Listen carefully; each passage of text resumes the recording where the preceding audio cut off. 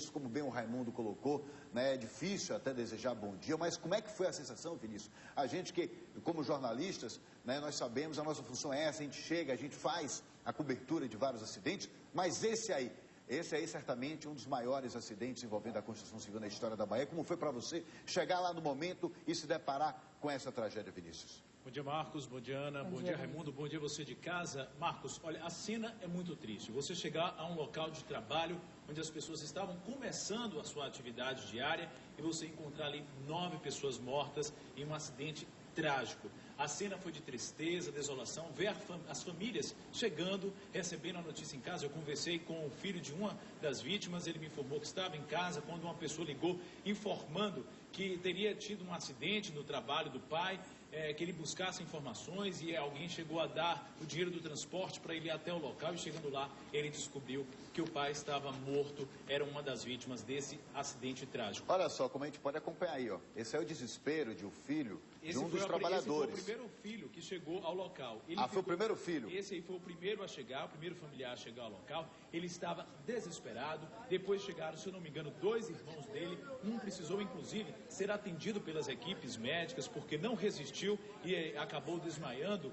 E aí a gente fica envolvido nesse clima. É difícil a gente separar um pouco isso, o trabalho da emoção ali do local. Só para complementar as informações, Marcos, eles estavam indo para o 20º andar, segundo as informações, as primeiras que chegaram até as nossas equipes. Eles estavam indo para o 20º andar e de repente o elevador subiu até o último andar, o topo do prédio, que é o 28º andar, uma altura aproximada aí de quase 90 metros. O elevador subiu até o topo do prédio. Segundo testemunhas, operários que estavam próximo do local, eles viram fogo nos cabos de aço do elevador e depois a estrutura acabou desabando aí em uma altura de 90 metros.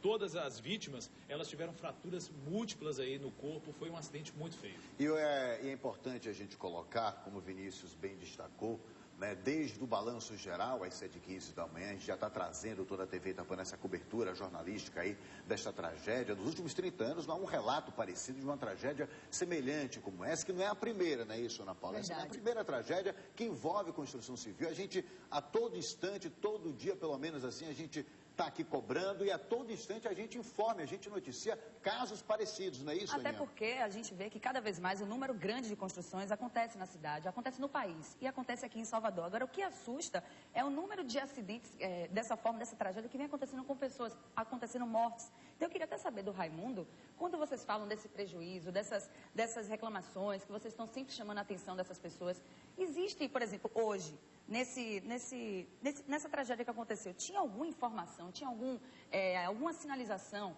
falando que era perigoso, que não pode ter o máximo de pessoas, porque assim, tem lá o instrumento para ser utilizado, mas esses funcionários sabem, têm conhecimento disso, existe essa atenção, Raimundo?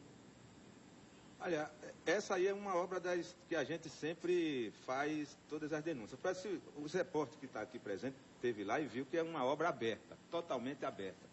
Então não tem informação absolutamente nenhuma, né? O próprio repórter pode comprovar isso, não tem sinalização nenhuma, não tem absolutamente nada, e principalmente no elevador, que a gente pode perceber que todos os elevadores, né, tem que ter o elevador de passageiro e o elevador de material. E pelo que a gente pode ver, esse daí é um elevador de passageiro que tinha que estar sinalizado, inclusive com a capacidade máxima dele. E a gente não percebe que não tinha nada disso. Não tinha sinalização. E um outro detalhe curioso, eu conversei com o presidente da CTB e ele me informou que, inclusive, essa empresa aí já tinha sido, os trabalhadores já tinham se queixado da empresa no sindicato, não é isso mesmo, Raimundo? A queixa na construção civil, ela é constante e diária. Nós estamos, inclusive, com uma campanha, como eu falei anteriormente, com 7 reivindicações importantes. Uma delas é fundamental, que é o treinamento dos trabalhadores antes dele entrar em um local de trabalho. Nós estamos exigindo que pelo menos 100 horas seja dada aos trabalhadores de informação de segurança do trabalho no momento que ele entra para trabalhar numa obra.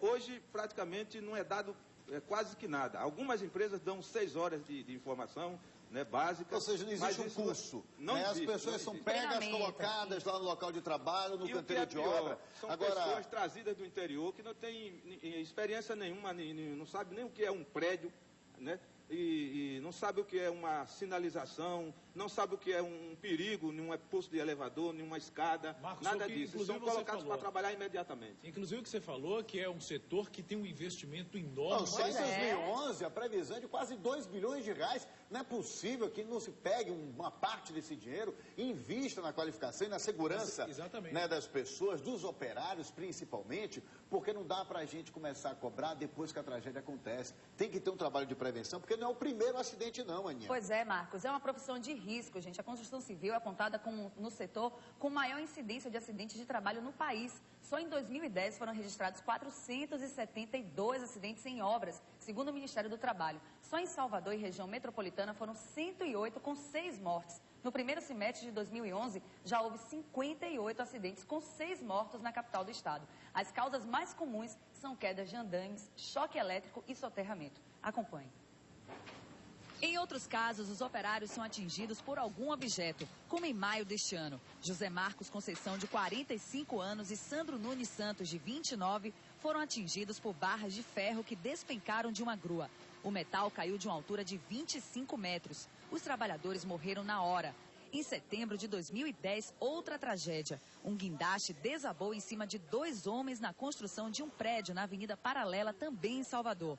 Leandro Marques, de 28 anos, e Roberto Robson dos Santos, de 26, desmontavam equipamento que alcança alturas muito elevadas e transporta toneladas. Eles foram arremessados ao chão e morreram no local.